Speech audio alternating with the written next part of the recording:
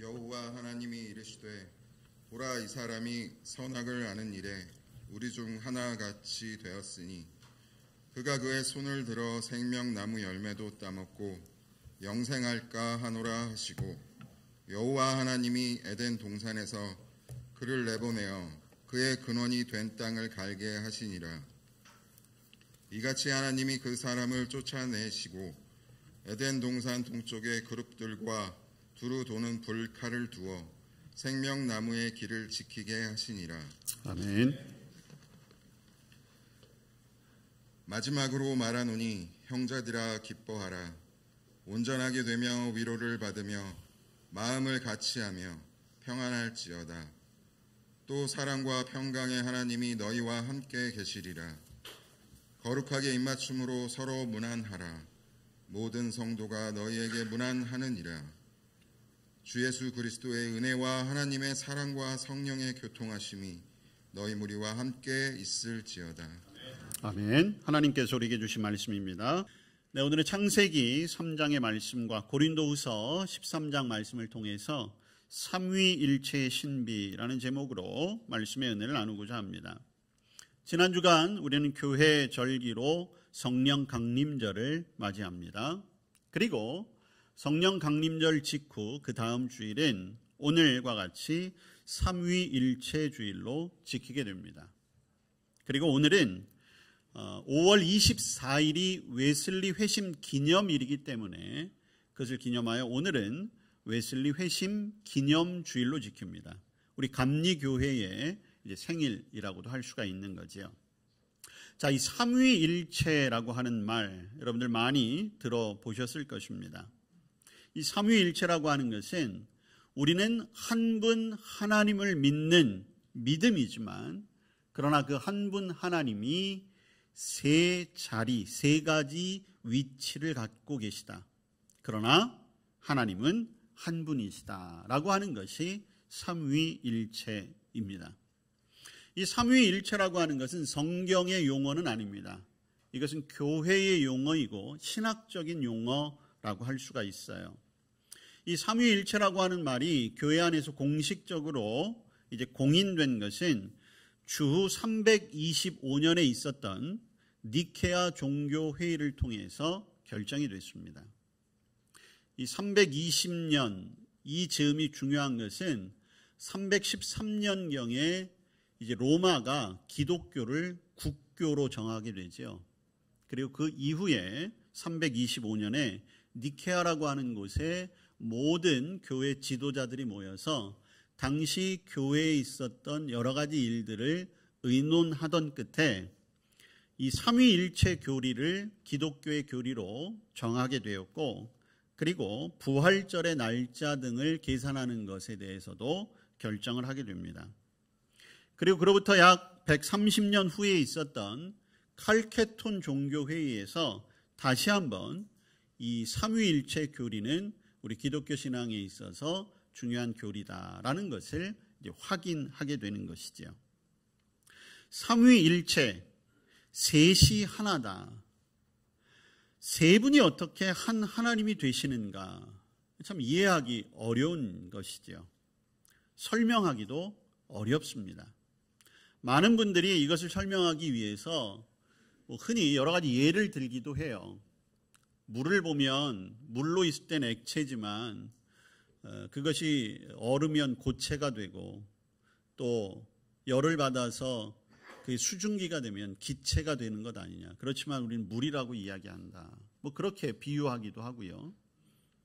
어떤 한 사람의 인생을 놓고 어떤 사람이 있는데 그 사람이 남편이 될 수도 있지만 직장에 가면 또 직장인이 되는 거고, 또 자식을 낳으면 부모가 되는 것 아니냐. 동일한 사람이지만 처한 상황에 따라서 그 여러 가지 일들을 감당한다. 이렇게 표현하기도 합니다. 그런데 그것만으로는 이 삼위일체를 다 설명할 수가 없습니다. 제가 아무리 여러분들에게 설명한다고 해도 삼위일체의 뜻을 완전하게 설명드릴 수도 없고, 그리고 우리가 그것을 다 이해하기도 어렵죠. 그러나 여러분, 오늘 이 삼위일체 주일 우리가 분명히 해야 할 것이 있습니다. 그것은 저와 여러분은 삼위일체 되신 유일하신 하나님, 그분을 믿는 사람들입니다. 이 삼위일체주일에 우리는 다시 한번 나는 삼위일체이신 유일하신 하나님 한 분을 믿습니다 라고 하는 이 고백을 가지시기를 바랍니다. 그리고 우리의 신앙은 그 고백 위에 세워져야 하고 그 안에서 자라가야 하는 것입니다. 또한 교회도 역시 마찬가지예요. 교회도 삼위일체 되신 한 분 하나님께서 주시는 그 은혜와 사랑과 교제를 바탕으로 그 위에 서 있고 그 가운데 부응해야 하는 것입니다. 성경에는 삼위일체라고 하는 직접적인 표현은 없습니다. 그러나 삼위일체를 설명한 많은 구절들이 있어요. 가장 먼저 나오는 것은 창세기 1장에 나옵니다. 창세기 1장 26절 말씀해 보시면 하나님이 인간을 창조하실 때 이렇게 말씀하세요. 하나님이 이르시되 우리의 형상을 따라, 이렇게 말씀하고 있습니다. 하나님이 인간을 지으실 때 나의 형상이 아니라 우리의 형상, 이런 표현을 쓰고 계세요. 하나님의 창조의 역사도 성부, 성자, 성령, 삼위일체 하나님의 사역이었다는 것이죠. 오늘 우리가 구약에 보면 창세기 3장의 말씀을 읽었습니다. 오늘 이 창세기 3장은 인간이 타락하여 에덴으로부터 추방당할 때 하나님께서 하신 말씀이에요. 오늘 22절 말씀해 보시면 여호와 하나님이 이르시되 보라, 이 사람이 선악을 아는 일에 우리 중 하나같이 되었다, 이렇게 말씀하고 있어요. 인간이 이제 범죄하여 아담에서 추방됐을 때에도 성부, 성자, 성령, 삼위일체 하나님의 일하심이 있었던 것이죠. 그리고 이 삼위일체 하나님의 형상이 이 땅 가운데 구체적으로 드러났던 사건이 있는데 그것이 바로 예수님이 세례를 받으시던 사건입니다. 예수님이 세례를 받으시고 물에서 올라오실 때에 하늘이 열렸고 성령이 비둘기같이 예수님 위에 임하셨고 그때 하늘로부터 소리가 들렸다는 것이죠. 주님의 사역, 성자 예수님의 사역 역시 마찬가지 성부, 성자, 성령, 삼위일체 하나님의 사역이었다는 거예요. 오늘 우리가 신약의 본문을 읽은 고린도후서 13장 13절 마지막 절은 주 예수 그리스도의 은혜와 하나님의 사랑과 성령의 교통하심이, 이것은 오늘날 대부분의 교회에서 사용되어지고 있는 마지막 축복 기도의 원형이라고 할 수 있습니다. 하나님의 종인 목사, 그들이 마지막 성도들을 축복함에 있어 성부, 성자, 성령, 삼위일체 하나님의 능력에 의지하여 그리고 삼위일체 하나님이 주시는 그 은혜와 사랑과 사귐, 교제가 충만하기를 간구하는 기도문이 바로 이 고린도후서 13장의 말씀이죠. 자, 예수님께서 부활하신 후 승천하시기 직전 이제 제자들과 무리들에게 남기신 말씀이 있습니다. 우리는 그것을 예수님의 지상명령이라고 하죠. 마태복음 28장의 말씀인데요. 거기에도 보면 그러므로 너희는 가서 모든 민족을 제자로 삼아 아버지와 아들과 성령의 이름으로 세례를 베풀고, 세례라고 하는 것은 하나님의 사람임을 증명하는 것인데 그때도 역시 마찬가지 성부, 성자, 성령, 삼위일체 하나님의 일하심이 있는 것입니다. 오늘 예배하시는 대부분의 분들이 다 세례를 받으셨지요. 여러분들이 세례를 받으셨을 때에도 성부, 성자, 성령, 삼위일체 하나님의 은혜와 또한 사랑과 교통하심이 임하게 된 줄로 믿습니다. 그래서 저와 여러분은 매 주일 하나님 앞에 나와 예배하며 특히 이제 사도신경으로 우리의 신앙을 고백할 때에 전능하사 천지를 만드신 하나님, 그리고 독생자 외아들 예수 그리스도, 그리고 성령을 믿으며 라고 하는 고백을 할 때 우리는 각각의 다른 신들이 아닌 성부, 성자, 성령, 삼위일체 하나님을 향한 우리의 믿음의 고백을 하고 있는 것입니다. 자, 그러나 이제 오늘 이 삼위일체 주일에 우리가 또한 주목해야 할 것은, 그러면 삼위, 즉 세 자리를 차지하신 각각의 하나님께서 우리에게 베푸신 구체적인 사역이 있다는 것이지요. 자, 먼저 성부 하나님의 사역입니다. 성부 하나님의 가장 위대한 사역은 바로 창조의 사역이라고 할 수 있는 것이지요. 무에서 유를 만들어내셨습니다. 그저 신비한 능력으로서 이 세상을 만들어내신 것, 그거 이상의 생명의 시작이 하나님께로부터 있게 된 거지요. 그리고 하나님은 그것으로 그치신 것이 아니라 지금도 이 땅의 모든 것들을 주관하고 계시는, 섭리하시는 하나님이신 줄로 믿습니다. 또한 그 하나님께서는 택함이라는 것을 통하여서 구원의 사역을 준비하셨어요. 자, 이스라엘이라고 하는 한 민족을 택하셨습니다. 구원이 무엇인가라는 것을 보여주시기 위해 택하신 거예요.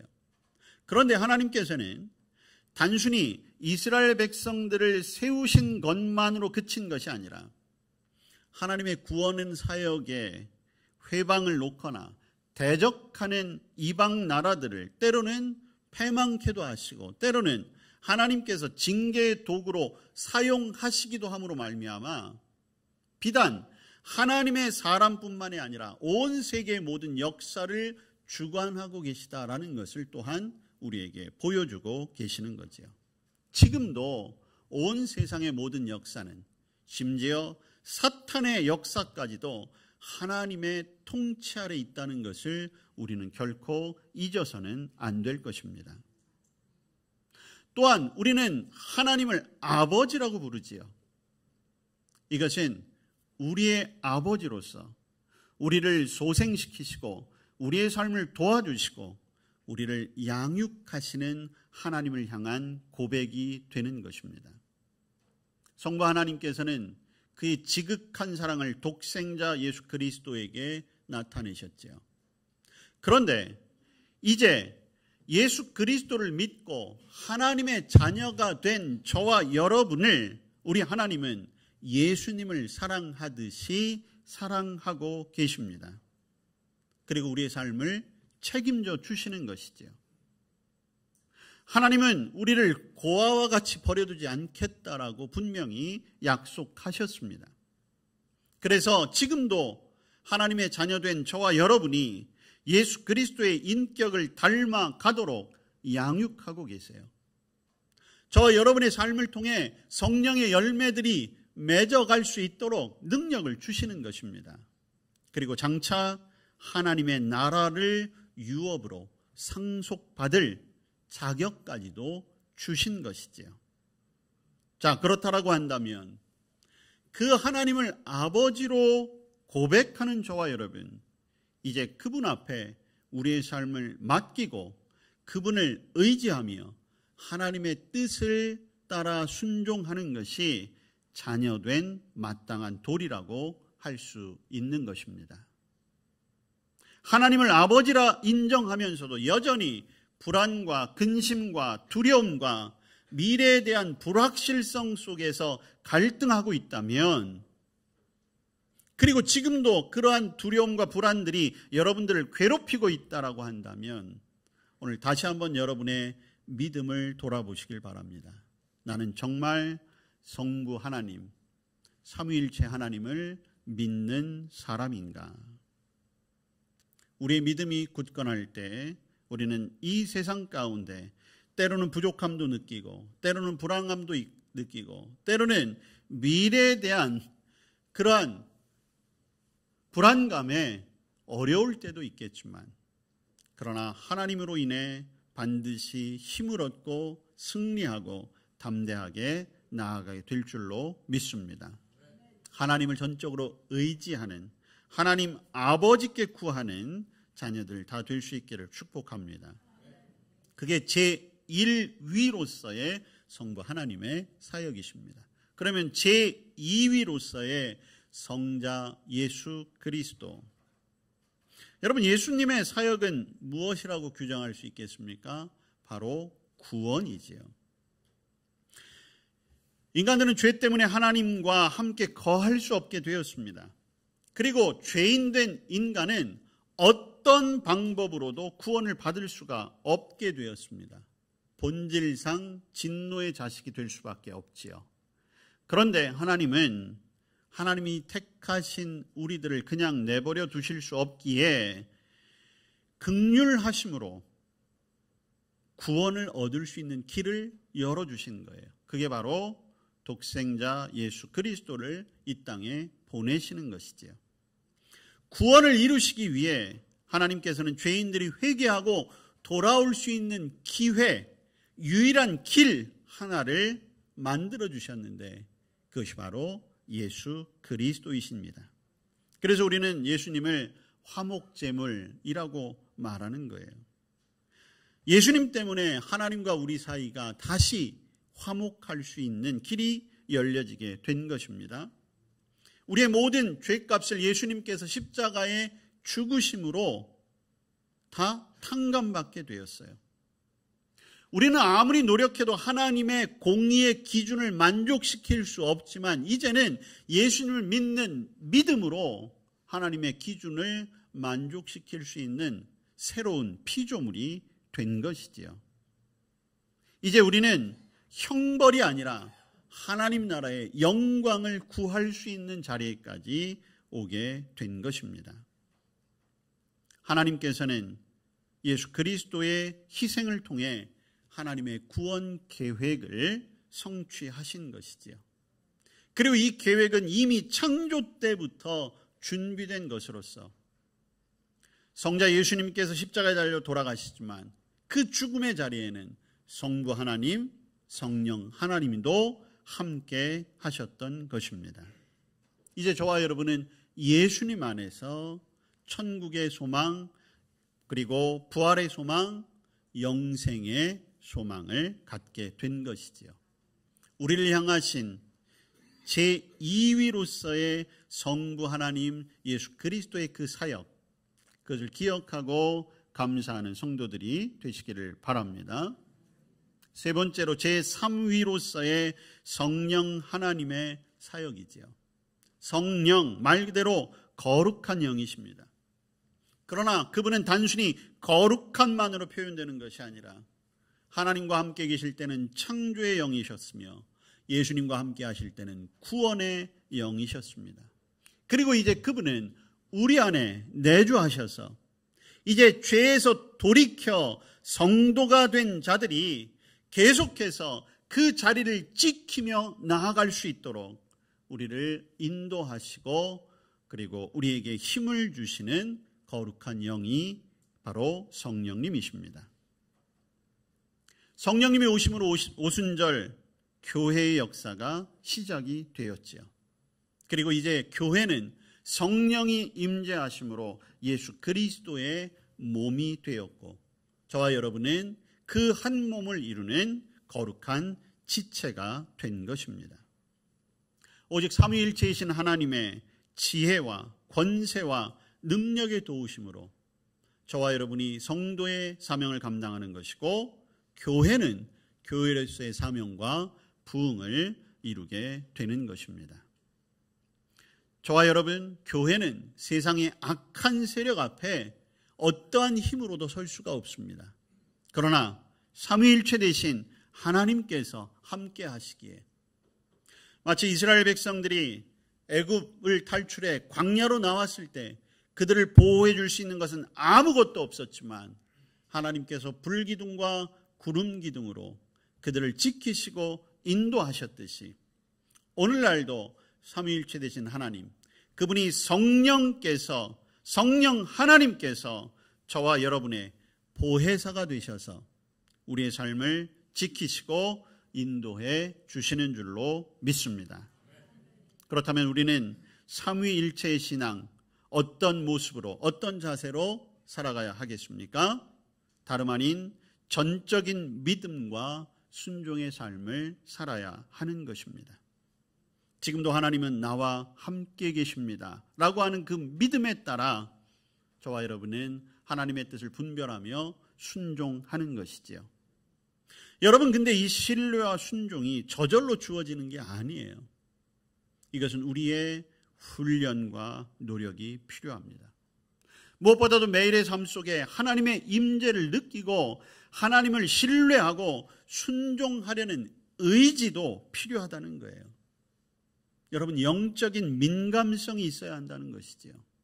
하나님은 끊임없이 우리에게 말씀하고 계시고 성령님은 끊임없이 우리의 삶을 만지고 계신데 우리가 너무 둔해서 그 목소리를 듣지 못하고 그 성령의 인도하심에 이끌림을 깨닫지 못한다면 우리는 성도의 삶을 온전히 살아낼 수 없는 것입니다. 그렇다고 해서 우리 모두가 깊은 산 속에 들어가 하나님만을 온종일 생각하는 삶을 살아야겠습니까? 이 세상의 삶을 완전히 단절한 채 그저 독방에 홀로 앉아 매일 하나님만을 기억하며 살아가야 하겠습니까? 그런 삶은 하나님이 원하시는 삶이 아닙니다. 그렇다라고 한다면 저와 여러분을 이 땅에 나게 하시지도 않았을 거예요. 정말 하나님이 원하시는 삶은 우리의 삶의 자리에서 여러분의 가정, 여러분의 직장, 여러분의 일터, 또 함께 예배하는 이곳에서 혹은 소그룹으로 만나는 그러한 교제 속에서 순간순간 하나님이 내 곁에 계심을, 하나님이 나를 인도하심을 깨닫고 살아가는 삶. 눈에는 보이지 않고 기분에 느껴지지 않는다 할지라도 하나님은 지금 이 순간에도 내 옆에 함께 계시고 나를 보고 계시며 나에게 말씀하고 계십니다. 주님, 말씀하옵소서. 제가 듣겠습니다. 제가 순종하겠습니다. 이러한 고백과 결단으로 매일매일 삶을 살아갈 때 하나님을 기쁘시게 하는 삶을 살아가게 될 줄로 믿습니다. 성부 하나님, 성자 하나님, 성령 하나님께서 삼위일체 하나가 되셔서 이 모든 사역들을 이루어내셨듯이 이제는 그 삼위일체 하나님 안에 내가, 그리고 내 안에 그 하나님이 함께 하시는 그 신비로운 연합을 통해 저와 여러분이 이 땅 가운데 주님이 남겨놓으신 마지막 사명들을 감당해내는 그런 성도들이 되어야 할 줄로 믿습니다. 오늘 삼위일체주일, 특별히 이제 존 웨슬리 목사님의 회심 기념주일로 함께하고 있습니다. 1738년 5월 24일 저녁 8시 45분. 물론 그 전까지도 웨슬리 목사님은 철저한 하나님의 사람이었어요. 여러분, 감리교인을 메소디스트라고 하잖아요. 메소디스트가 무슨 말입니까? 규칙쟁이라는 뜻이에요. 웨슬리 목사님은 철저한 규칙쟁이였습니다. 같은 시간에 늘 일어났고 같은 시간에 늘 기도하며 같은 시간에 늘 성경을 보고 같은 시간에 늘 전도했던 사람이에요. 그런데 그에게 진정한 삼위일체 하나님의 그 감격과 고백이 없었다는 거지요. 그러나 또한 그러한 규칙적인 말씀과 기도와 선포와 전도의 삶이 있었기 때문에 하나님은 1738년 5월 24일 저녁 웨슬리 목사님을 찾아오신 거지요. 그날 저녁 그는 괜히 이상하게 마음이 뜨거워짐을 느꼈다고 고백하고 있습니다. 그러면서 자신의 모든 죄를 하나님께서 사해 주셨고 이제는 죽음의 법에서 나를 구원해내어 생명의 길로 인도하셨다라고 하는 확신에 차게 된 것이지요. 그러면서 웨슬리의 삶은 그 다음 날부터 여전히 그는 같은 시간에 일어나고 같은 시간에 말씀을 보고 같은 시간에 기도하고 같은 시간에 말씀을 선포하지만 어제와는 전혀 다른 능력의 종이 된 것입니다. 삼위일체 하나님의 역사가 그와 함께한 것이죠. 그로부터 50년 동안 웨슬리 목사님은 말을 타고 영국 전역을 돌아다니며 총 4만 2천 번의 설교를 하게 됩니다. 그리고 영국 사회를, 여러분 영국 교회가 아니에요. 영국 사회를 변혁시키는 그러한 길을 걷게 되는 것이지요. 그래서 웨슬리 목사님의 그런 선포와 삶은 한마디로 성화라고 할 수 있는 거예요. 회심을 체험한 성도들이 단순히 그 회심의 감격 속에만 있는 것이 아니라 삶이 온전히 변화되어 지속적으로 회개하고 지속적인 믿음을 통해 거룩함을 이루어가는 것. 그래서 그리스도의 완전에까지 이르도록 사랑하고 섬기는 삶을 살아가는 것. 그것이 우리 감리교인들이 걸어가야 할 길이 되는 것입니다. 그래서 웨슬리 목사님은 구체적인 삶의 방향들을 제시하셨어요. 교만하지 않도록 늘 기도할 것, 방종한 생활을 삼가할 것, 게으르지 말 것, 하나님 이외의 것을 열망하지 말 것, 범사의 남의 모범이 되고 등불이 될 것 등 구체적인 삶의 변화가 곧 하나님의 사람이 되는 것임을 말해주고 있는 것입니다. 오늘 이 삼위일체 주일에 이제 하나님과 내가 연합하여 이제는 하나님의 생각이 내 생각이 되고 하나님의 기쁨이 내 기쁨이 되며 하나님의 능력이 내 능력이 되기를 간구하며 그 힘으로 우리에게 맡겨진 사명을 감당하시기를 축복합니다. 성부 하나님이 저와 여러분을 택하셨습니다. 성자 예수님께서 저와 여러분을 구원하셨습니다. 여전히 성령 하나님께서 저와 여러분을 진리 가운데로 인도하고 계시며 우리의 삶을 도우시고 그리고 축복의 길로 거하게 하실 것입니다. 삼위일체 하나님, 그분은 우리의 생각 가운데 머무시는 분이 아니십니다. 단순히 우리의 삶을 들여다보는 것에서 그쳐서도 안 됩니다. 우리의 가치관, 삶이 바뀌어야 하겠지요. 이제 성부, 성자, 성령 삼위일체 하나님께서 창조하시고 구원하시고 그리고 우리로 하여금 그 능력 안에 교제하게 하심으로 말미암아 저와 여러분에게 이 땅 가운데 하나님의 자녀가 되게 하셨고 영원한 생명이 있게 하셨으며 하나님의 나라를 바라보게 하셨습니다.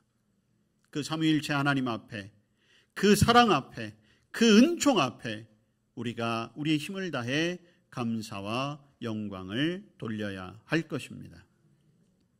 또한 웨슬리 목사님처럼 부름받은 감리교인으로서 하나님의 말씀을 가까이 하며 기도하며 하나님을 섬기고 이웃을 향한 섬김을 통해 우리의 삶을 하나님 나라의 그러한 진정한 도구로 온전히 헌신할 수 있는 저와 여러분 다 되실 수 있기를 주님의 이름으로 축복합니다. 삼위일체 주일 우리를 향하신 하나님의 뜻을 다시 마음에 새깁니다. 웨슬리 목사님처럼 우리의 삶이 진정으로 변화되어 이 땅 가운데 하나님의 나라를 이루기를 소원합니다. 삼위일체 되신 하나님의 능력을 의지하는 우리 모두가 되게 하여 주시옵소서. 예수님 이름으로 기도합니다. 아멘.